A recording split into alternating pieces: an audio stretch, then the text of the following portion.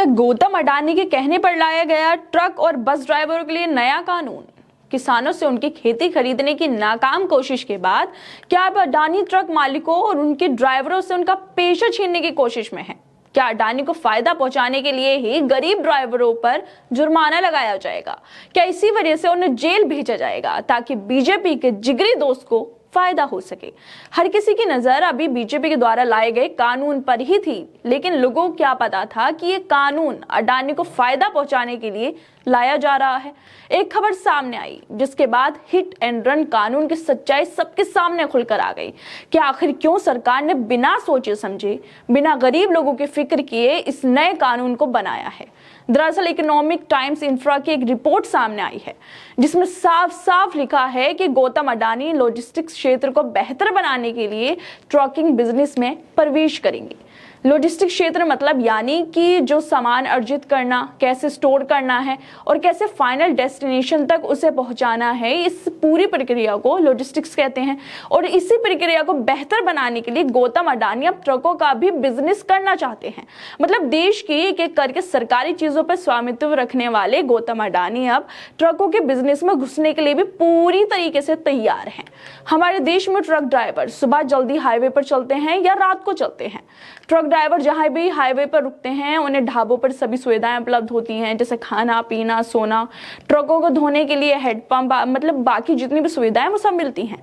लेकिन अगर गौतम अडानी ट्रकों के बिजनेस में एंटर करते हैं तो गरीब ड्राइवर अडानी के हाथों की कठपुतली बनकर रह जाएंगे।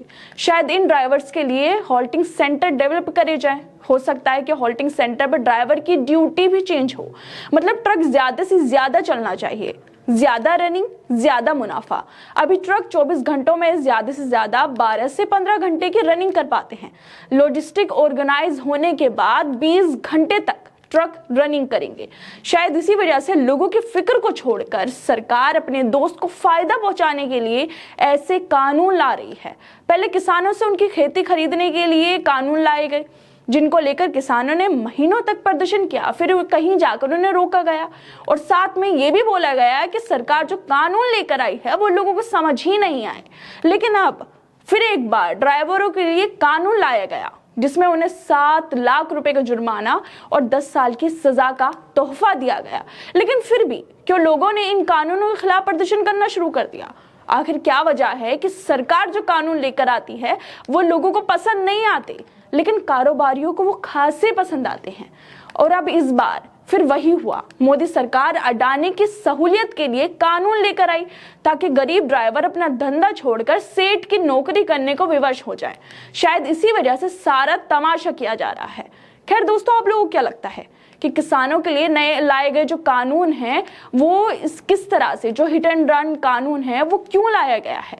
वो अडानी को फायदा पहुंचाने के लिए लाया गया है या फिर नहीं? क्या इन कानूनों से अडानी को फायदा होगा? क्या देश में सिर्फ अडानी को फायदा पहुंचाने के लिए लोगों को परेशान किया जा रहा है? आप लोगों को क्या लगता है कि सरकार का जो ये फैसला है, जो कानूनों के पीछे, वो क्या वजह हो सकती है? क्यों ये कानून किसानों के बाद मजदूरों के लिए, गरीब ड्राइवरों के लिए ये कानून बनाए गए? आप लोगों को क्या लगता है? हमें अपनी राय जरूर दें और बाकी तमाम खबरों को देखने के लिए जुड़े रहिए हमारे साथ।